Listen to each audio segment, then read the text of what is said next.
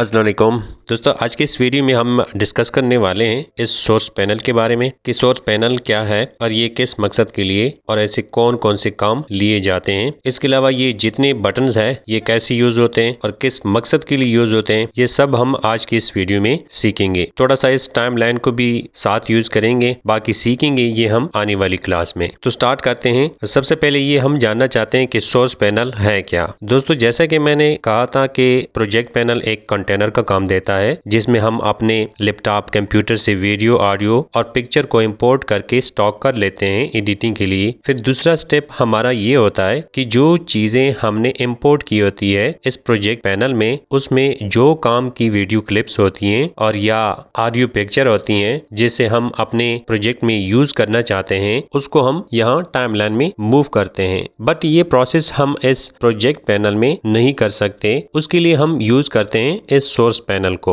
यानी इस project panel में जिस वीडियो ऑडियो क्लिप से हमने कुछ निकालना होता है या पिक्चर या प्रीव्यू करना होता है या इसके अलावा यहाँ पर किसी भी चीज को बड़ी स्क्रीन पर देखना होता है, तो हम क्या करते हैं, क्या तो उस पर ऐसे डबल क्लिक करते हैं तो सोर्स पैनल हमें उसका प्रीव्यू दिखा देता है, और या फिर उस क्लिप पर लेफ्ट क्लिक करके ऐसे मूव करते हैं सोर्स पैनल में। तो इस तरीके से भी सोर्स पैनल हमें उसका प्रीव्यू दिखा देता है और उसके बाद उस पर जो भी प्रोसेस करना होता है इन बटन की मदद से कर लेते हैं। तो मकसद क्या हुआ कि एक तो सोर्स पैनल किसी भी क्लिप को प्रीव्यू के लिए यूज किया जाता है और दूसरा किसी भी क्लिप से मकसद की चीज को निकालने के लिए भी यूज किया जाता है। बाकी एडवांस लेवल पर अगर देखा जाए तो प्रोजेक्ट पर जितने भी इफेक्ट लगाए जाते हैं उसको भी यहाँ से इफेक्ट कंट्रोल पैनल की मदद से कंट्रोल किए जाते हैं।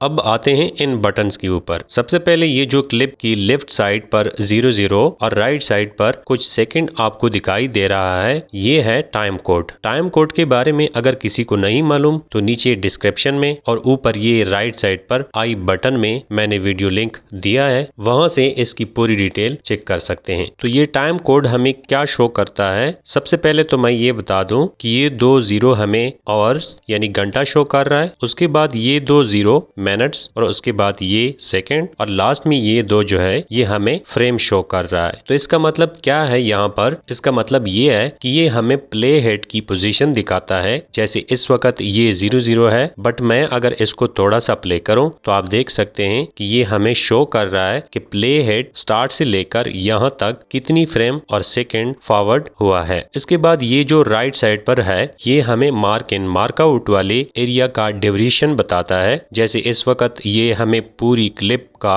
मार्क इन मार्कआउट का ड्यूरेशन बता रहा है, लेकिन मैं अगर इसका कुछ हिस्सा बीच में से ऐसे मार्क इन मार्कआउट करूं तो आप देख सकते हैं कि अब ये हमें सिर्फ इस एरिया का ड्यूरेशन बता रहा है जो मार्कआउट हुआ है। यानी ये जाहिर कर रहा है कि आपकी क्लिप कितनी फ्रेम और कितने सेकंड मार्कआउट हुई है। इसके बाद यहाँ से इस क्लिप को जूम इन जूम आउट कर सकते हैं। जैसे इस वक्त ये क्लिप फिट टू स्क्रीन है, बट मैं अगर इसको 10% कर दूं तो इसका जूम लेवल बिल्कुल छोटा हो जाएगा, लेकिन मैं अगर इसको 400% कर दूं तो ये बहुत ज्यादा जूम हो जाएगा। जिसके बाद हम इन बार की मदद से इसे ऐसे हॉरिजॉन्टली एंड वर्टिकली देख सकते हैं। मैं फिर से इसे फिट टू स्क्रीन करता हूँ। इसके बाद ये जो 2 ऑप्शंस है जिस पर माउस पॉइंटर रखने से हैंड का निशान बन जाता है, ये बेसिक एडिटिंग के लिए बहुत इंपॉर्टेंट है। जैसे मैं अगर इस रील टाइप के आइकॉन पर माउस पॉइंटर को रखूं तो ये मुझे लिख के आ भी रहा है कि ड्रैग वीडियो ओनली। तो मतलब क्या हुआ कि अगर आपको किसी भी वीडियो क्लिप की सिर्फ उसकी वीडियो चाहिए तो आप जस्ट इस आइकॉन पर ऐसे लेफ्ट क्लिक करके उसे यहाँ टाइमलाइन पर ड्रैग कर दें तो यहाँ पर सिर्फ वीडियो आएगी, उसकी ऑडियो नहीं। लेकिन अगर आपको किसी वीडियो की सिर्फ ऑडियो चाहिए या किसी भी वीडियो से सिर्फ ऑडियो निकालनी हो तो आप जस्ट इस ऑडियो के आइकॉन पर लेफ्ट क्लिक करें जहां पर लिख के आ भी रहा है कि ड्रैग ऑडियो ओनली, और उसके बाद उसे यहां टाइमलाइन पर ऐसे ड्रैग करें तो यहां पर सिर्फ ऑडियो आएगी, वीडियो नहीं। अच्छा, अगर आपको किसी वीडियो की दोनों चीजें चाहिए तो मैं सजेस्ट करता हूं कि आप उसको अलग अलग ड्रैग न करें, बल्कि उस क्लिप के दरमियान में ऐसे लेफ्ट क्लिक करके यहाँ टाइमलाइन पर ड्रैग कर दें तो वीडियो ऑडियो दोनों एक ही सीक्वेंस में टाइमलाइन पर ऐसे मूव हो जाएंगी। इसके बाद ये हमें क्लिप की प्लेबैक रेजोल्यूशन को कम करने की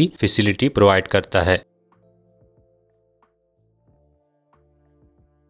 मैं पहले इसे 100% जूम करता हूं ताकि फर्क देखने में आसानी हो। जैसे इस वक्त प्लेबैक रेजोल्यूशन फुल पर है, मैं अगर इसको प्ले करूं तो आपको इसकी फुटेज साफ सुथरी दिखाई देगी, लेकिन मैं अगर इसकी प्लेबैक रेजोल्यूशन कम कर दूं और अब इसको प्ले करूं तो आपको इसकी फुटेज कुछ ब्लर दिखाई दे रही होगी रेजोल्यूशन कम होने की वजह से। तो अगर आपका सिस्टम किसी क्लिप को फुल रेजोल्यूशन दिखाने में रुक रुक के चलाता है तो आप यहां से उस क्लिप की रेजोल्यूशन को कम करके व्यू कर सकते हैं। इसके बाद ये इसकी सेटिंग है जो कि एडवांस लेवल की है। अब जब जाहिर है कि एडवांस लेवल की है तो एडवांस क्लासों में ही सीखेंगे। इसके बाद ये प्ले हेड है जिसे एक तो आप इस दरमियान वाले बटन के साथ प्ले और पॉज कर सकते हैं और दूसरा माउस के जरिए भी आप इस पर ऐसे लेफ्ट क्लिक करके मूव कर सकते हैं जिधर आपने मूव करना हो। इसके बाद कुछ कीबोर्ड शॉर्टकट से भी आप प्ले हेड को लेफ्ट राइट मूव या प्ले कर सकते हैं। एक तो कीबोर्ड से अगर स्पेस बार को प्रेस करेंगे तो ये ऐसे प्ले हो जाएगा, फिर प्रेस करेंगे तो ये ऐसे पॉज हो जाएगा। सेकंड, अगर आप कीबोर्ड से एल की को एक दफ़ा प्रेस करेंगे तो ये ऐसे नॉर्मल स्पीड में प्ले हो जाएगा। उसके बाद जितनी दफ़ा प्रेस करते जाएंगे तो इसकी स्पीड ऐसी बढ़ती जाएगी। इसके बाद के बटन को प्रेस करने से प्ले हेड ऐसे स्टॉप हो जाता है और जे बटन को प्रेस करने से प्ले हेड रिवर्स होना स्टार्ट हो जाता है। एक से ज़्यादा दफ़ा प्रेस करेंगे तो सेम एल बटन की तरह इसकी रिवर्स स्पीड ऐसी बढ़ती जाएगी। इसके बाद कीबोर्ड से अगर आप एंड बटन को प्रेस करेंगे तो प्ले हेड ऐसे क्लिप की बिल्कुल एंड में मूव होगा। होम बटन प्रेस करेंगे तो प्ले हेड एंड से क्लिप की स्टार्ट में ऐसे मूव होगा। इसके बाद ये जूम बार है। अगर आप इंडिविजुअल फ्रेम को देखना चाहते हैं तो इस तरीके से ऐसे जूम करके देख सकते हैं, left right arrow button press करके।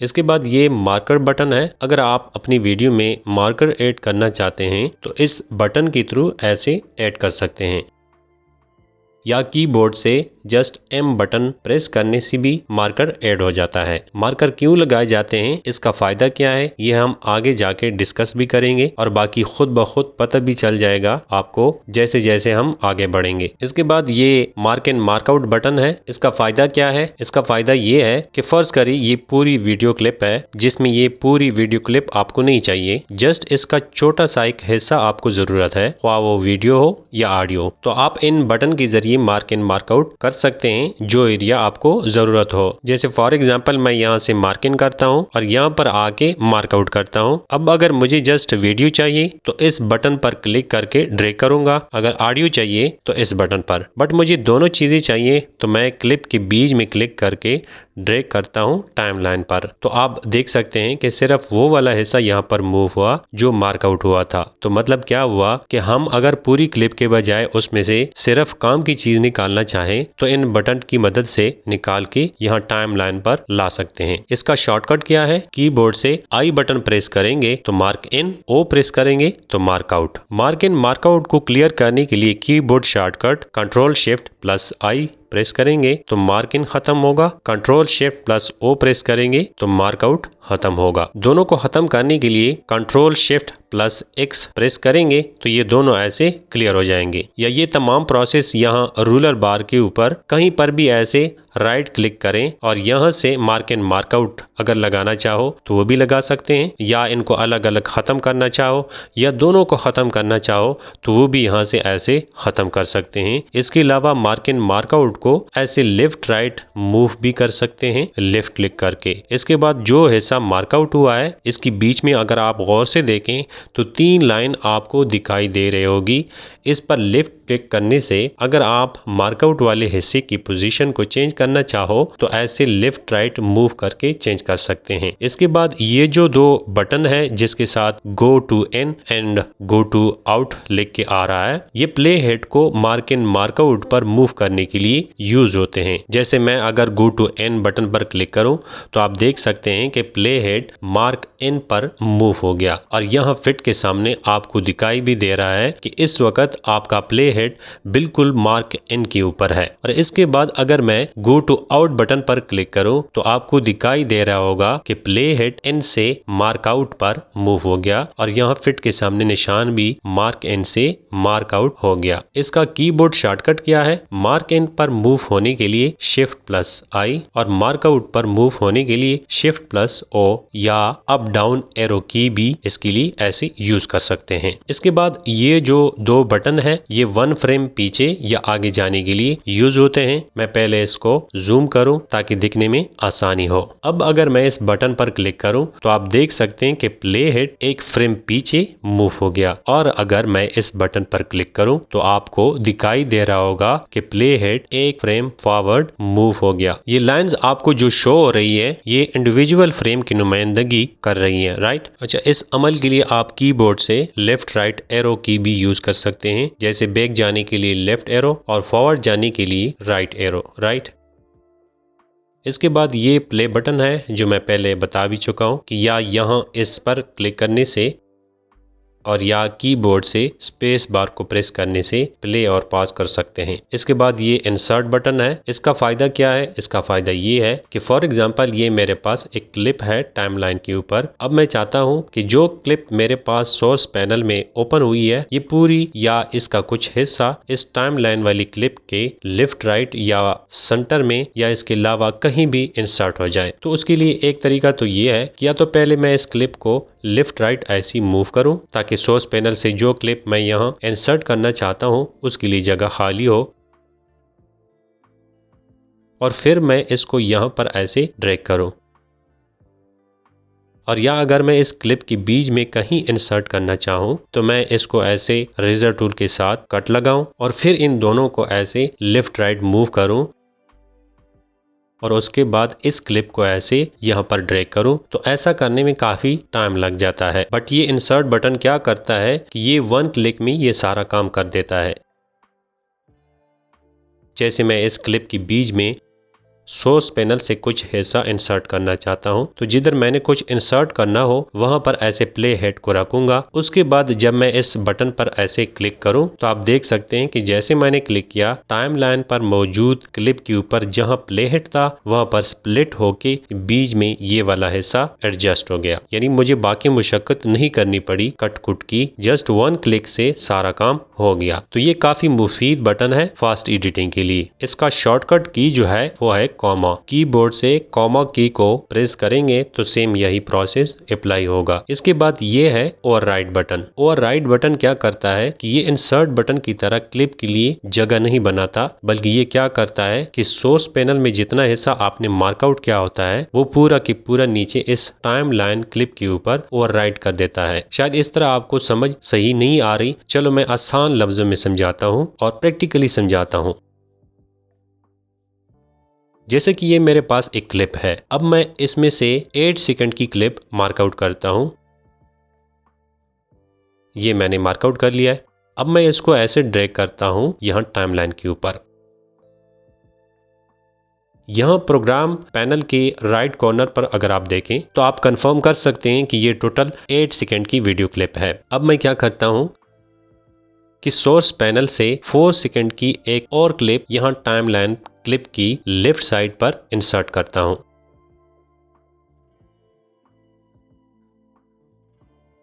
ये मैंने 4 सेकंड की क्लिप मार्कआउट कर ली। अब देखिए ये 8 सेकंड की क्लिप है ना, जैसे मैं इंसर्ट बटन पर क्लिक करूंगा तो ये 8 सेकंड से फिल सेकंड की क्लिप बन जाएगी। तो चलो मैं क्लिक कर देता हूं।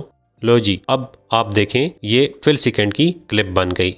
अब मैं इसको अंडू करता हूं, ये फिर 8 सेकंड की क्लिप बन गई। इस दफा मैं इसी क्लिप को इंसर्ट के बजाय ओवरराइट करता हूं, तो मैं ओवरराइट बटन पर क्लिक करता हूं। अब आप देखें कि क्लिप सेम वही 8 सेकंड की है, बट क्या हुआ कि जितना इस क्लिप का साइज था उतना हिस्सा इस क्लिप का इसने हजम कर लिया, खत्म कर लिया और खुद उतने हिस्से में एडजस्ट हो गई। सो आई होप कि इंसर्ट और ओवरराइट की आपको समझ आई होगी कि ये दोनों बटन क्या है और इससे क्या काम लिया जाता है। ओवरराइट का शॉर्टकट है डॉट। कीबोर्ड से डॉट बटन को प्रेस करेंगे तो सेम प्रोसेस अप्लाई होगा। इसके बाद ये एक्सपोर्ट फ्रेम बटन है, इस पर जैसे आप क्लिक करते हैं तो आपका प्लेहेड क्लिप में जहां पर होता है उस जगह की ये पिक्चर कैप्चर कर लेता है। उसके बाद यहाँ से इसको नेम भी दे सकते हैं और यहाँ से इसका फॉर्मेट चेंज करना चाहो तो वो भी कर सकते हैं। इसके बाद इसका सेव पाथ अगर चेंज करना चाहते हैं तो यहाँ ब्राउज बटन पर क्लिक करके जिस फोल्डर में सेव करना चाहते हैं उसको ऐसे सेलेक्ट करें और नीचे इस सेलेक्ट फोल्डर पर क्लिक करें। उसके बाद इस ओके बटन पर क्लिक करेंगे तो आपकी पिक्चर उस फोल्डर में सेव हो जाएगी। लेकिन अगर आप चाहते हैं कि नहीं पिक्चर दाएं बाएं न हो बल्कि सीधा प्रोजेक्ट पैनल में इंपोर्ट हो तो आप इस इंपोर्ट इनटू प्रोजेक्ट को